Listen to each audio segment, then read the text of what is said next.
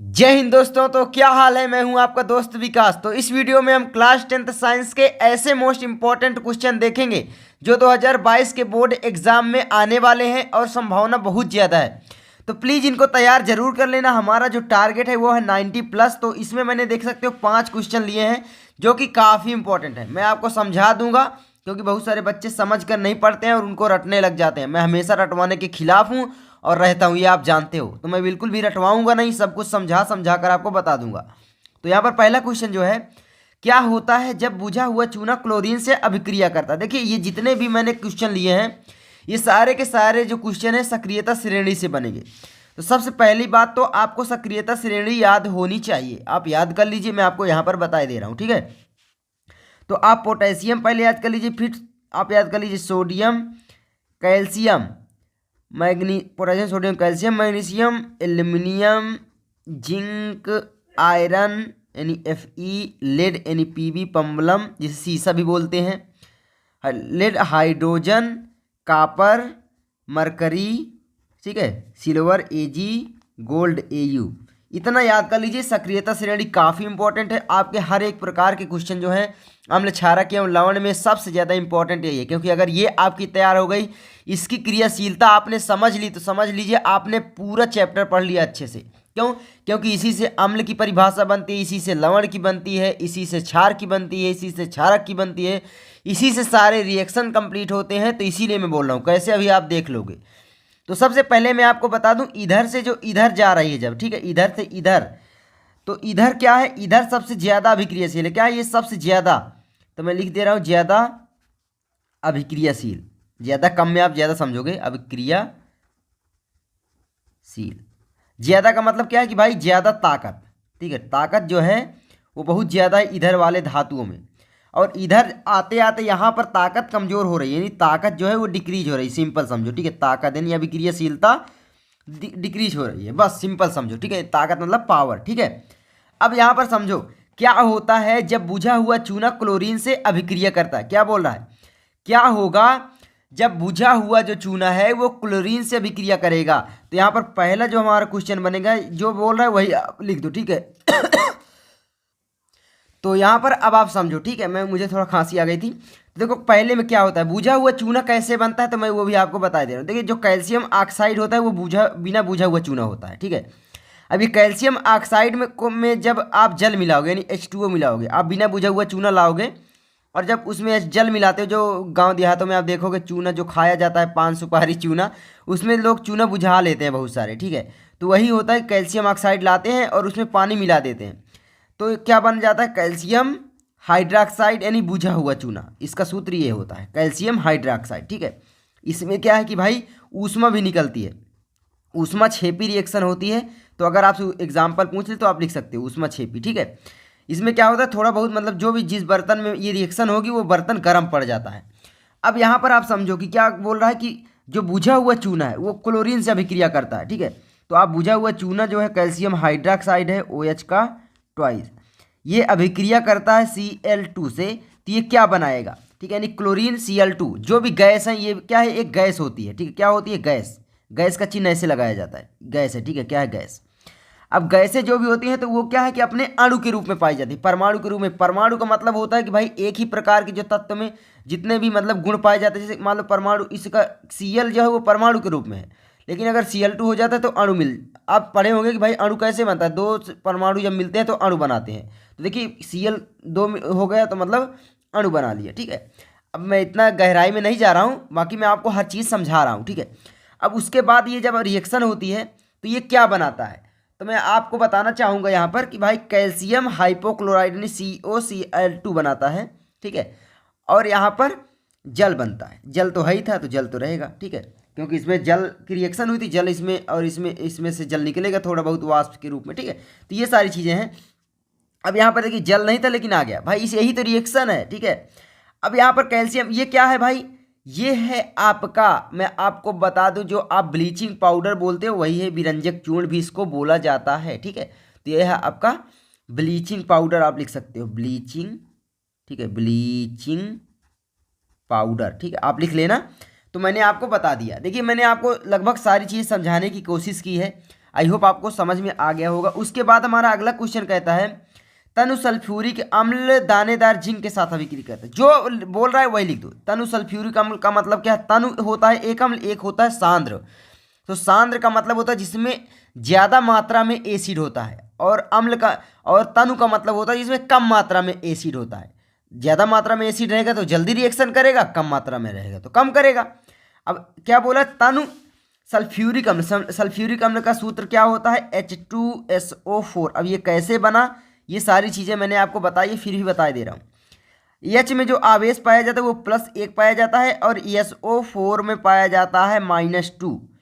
अब ये -2 इधर आता है और ये 1 इधर जाता है, तो ये बनाता है H2SO4, यानी उल्टा इसकी मल्टीप्लिकेशन कर देते हैं बस, सिंपल सूत्र बनाने के लिए। ठीक, ये सारी चीज़ें आप आवेश याद कर लो, आप सूत्र आराम से बना लोगे। जैसे आप एक पढ़े होंगे Na2SO4 कैसे बना दिया भाई? Na का जो आवेश होता है वो +1 होता है, और SO4 का मैंने आपको बताया -2 होता है, तो Na2SO4 बन गया। इसी तरीके से पोटेशियम का भी K2SO4 होगा, यानी पोटेशियम सल्फेट, है ना। तो ये होता है।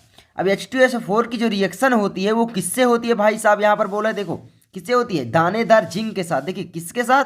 दानेदार जिंक। ये दानेदार बोले या कुछ, वो जिंक ही है, ठीक है। तो जिंक के साथ रिएक्शन होती है। धातुएं परमाणु के रूप में पाई जाती हैं, और अधातुएं ज़्यादातर अणु के रूप में पाई जाती हैं, या तो मतलब गैसें भी अणु के रूप में पाई जाती हैं। अब यहाँ पर H2SO4 है प्लस जिंक, रिएक्शन करेगा तो क्या बनाएगा? ये जिंक किससे रिएक्शन करेगा? और जो Zn का आवेश होता है वो होता है Zn+2, तो यहाँ पर ये बना लेगा ZnSO4। अब आप बोलोगे यहाँ पर 2 क्यों नहीं लगा? तो मैंने आपको बताया ना, इसका आवेश 2 होता है और SO4 -2 होता है, तो -2 और +2 कैंसिल हो जाते हैं, ZnSO4 बन जाता है, ठीक है। प्लस यहाँ पर हाइड्रोजन गैस रिलीज होगी, और ये वाली रिएक्शन, ठीक है, ये हो गया। तो ये वाली चीज़ आप देख लेना, ठीक है। अब आगे चलिए मैं बढ़ता हूँ। तीसरा क्वेश्चन है, तीसरा क्या दिया गया है, तो आप ध्यान देना, जो मैं बता रहा हूँ सारी चीज़ें समझा रहा हूँ, ठीक है, देर लग सकती है। तनु हाइड्रोक्लोरिक अम्ल मैग्नीशियम पट्टी के साथ अभिक्रिया करता है। किससे? तनु हाइड्रोक्लोरिक अम्ल जो है, हाइड्रोक्लोरिक अम्ल क्या होता है? HCl, ठीक है। हाइड्रोक्लोरिक अम्ल जो है मैग्नीशियम पट्टी के साथ, किससे बोल रहा है? मैग्नीशियम पट्टी के साथ रिएक्शन करता है, यानी Mg के साथ रिएक्शन करता है, तो क्या बनाता है ये बोला गया। अब यहाँ पर HCl कैसे बना वो भी बता दे रहा हूँ। H का मैंने आपको बताया +1 आवेश होता है, और Cl का जो आवेश होता है वो -1 पाया जाता है। इससे आप बहुत सारी चीज़ें क्लियर कर सकते हैं, आवेश भी याद कर सकते हैं, ठीक है। मतलब एक का याद है, एक का नहीं याद है। जैसे यहाँ पर 2 लगा है तो आप आराम से जान जाओगे भाई Cl का जो आवेश है वो -2 है, ठीक है। तो इस तरीके से होता है। अब उसके बाद मैग्नीशियम का भी +2 पाया जाता है, तो अब यहाँ पर ये जब बनाएगा तो इससे रिएक्शन करेगा, तो ये क्या बनाएगा? MgCl2, यानी मैग्नीशियम क्लोराइड प्लस फिर से हाइड्रोजन गैस रिलीज करेगा, ठीक है। तो आप ये देख सकते हो। और बाकी मैंने एक रिएक्शन करी हुई है, हाइड्रोजन गैस मैंने बनाया है, तो डिस्क्रिप्शन में उस चैनल का लिंक है जिसमें मैं प्रयोग किया हूँ ये वाला, ठीक है, उस वीडियो का लिंक है, तो आप जाकर देख सकते हो। मैंने आपको दिखाया है कि हाइड्रोजन गैस जो होती है वो हवा से हल्की होती है। ये जो हाइड्रोजन गैस होती है ये हवा से हल्की होती है, इसीलिए उड़ने वाला गुब्बारा मैं बनाया था। मतलब अगर उसको हम ज़मीन में रखेंगे तो रखना ही जाएगा, वो आकाश में उड़ जाता है। मतलब ऑक्सीजन से हल्की होती है, हमारे इन्वायरमेंट में जो गैस पाई जाती है तो उड़ जाता है, तो मैंने आपको बताया, दिखाया भी है, ठीक है। तो ये हो गया। चलो चौथा देखते हैं। चौथा यहाँ पर क्या बोला है? तनु हाइड्रोक्लोरिक अम्ल लौह चूर्ण, लौह के रेतन या बोले या लौह चूर्ण बोले एक ही बात है, के साथ रिएक्शन करता है। तनु हाइड्रोक्लोरिक अम्ल लोहे के साथ रिएक्शन करता है, ठीक है। क्या है? तनु हाइड्रोक्लोरिक अम्ल। तनु हाइड्रोक्लोरिक अम्ल का मतलब क्या हुआ भाई? H2SO4, यानी जिसको तेजाब बोलते हैं। तेजाब उर्दू शब्द है, ठीक है, तेजाब ही इसी को बोलते हैं। किससे रिएक्शन करता है? तो Fe के साथ रिएक्शन करता है, तो ये क्या बनाएगा? FeSO4 प्लस यहाँ पर बनाएगा हाइड्रोजन गैस। ये रिएक्शन थोड़ा धीमी होती है, ये उससे थोड़ा फास्ट होती है, उससे भी फास्ट होती है। क्यों? देखिए, जितनी अधिक रिएक्शन वाली धातुएं हैं, यानी अभिक्रियाशील जिसकी ज़्यादा है, वो अम्ल से अभिक्रिया करेगा तो बहुत तेज़ी के साथ अभिक्रिया करेगा, और उतनी ही तेज़ी से हाइड्रोजन गैस का निर्माण करेगा। तो सिंपल है, पोटेशियम सबसे ज़्यादा क्रियाशील है, यानी सबसे जल्दी रिएक्शन क्या करेगा? ये पोटेशियम। उसके बाद सोडियम करेगा, उसके बाद कैल्शियम, मैग्नीशियम, फिर एल्यूमिनियम, फिर जिंक, आयरन, फिर लेड, फिर हाइड्रोजन तो है ही है। इसके इधर वाली धातुएं अम्ल के साथ रिएक्शन नहीं करती हैं, हाइड्रोजन गैस नहीं देती है, क्योंकि हाइड्रोजन यहीं पर है और इससे कम अभिक्रियाशील ये हैं, ठीक है। तो इधर वाली जितनी धातुएं हैं वो एसिड में से हाइड्रोजन गैस निकालेंगी, लेकिन इधर वाली धातुएं एक भी रिएक्शन नहीं करेंगी। तो आपसे एग्जाम में आ सकता है कि क्या ये रिएक्शन मतलब संभव है। तो आप लिखना, अगर इधर का दे दे, मान लो ऐसे दे दे, एक यहाँ पर मैं बता दे रहा हूँ, जब मान लो दे दे कि भाई Cu जब रिएक्शन करता है HCl से तो क्या ये बनाएगा CuCl2 या H2 गैस, तो आप बोलोगे नहीं, क्योंकि जो Cu है वो हाइड्रोजन से कम अभिक्रियाशील है, इसलिए हाइड्रोजन से विस्थापित नहीं कर पाएगा, हाइड्रोजन से कम ताकतवर है। ठीक है, तो ये सारी चीज़ें। चलो मैं आपको चौथा भी बता दिया, अब चलो मैं पाँचवा बता दे रहा हूँ। अब यहाँ पर Fe2SO4 का थाइज भी आप कहीं कहीं पे देखो, क्योंकि जो लोहा होता है इसके दो आवेश पाए जाते हैं, Fe+2 भी पाया जाता है और Fe+3 भी पाया जाता है। इसको बोलते हैं फेरस, इसको बोलते हैं फेरिक। ये क्या है, फेरस सल्फाइड। अगर Fe2SO4 का थाइज होता तो बोला जाता फेरिक सल्फाइड। चलो आगे बढ़ते हैं, पांचवा क्वेश्चन है, तनु हाइड्रोक्लोरिक अम्ल मैग्नीशियम पट्टी के साथ अभिक्रिया करता है। तो चलो देखते हैं, तनु हाइड्रोक्लोरिक अम्ल जो है यानी HCl जो है वो मैग्नीशियम पट्टी यानी Mg के साथ अभिक्रिया करता है। ठीक है, मैग्नीशियम ही बोला है, तो यहाँ पर ये क्या बनाएगा, MgCl2 + H2।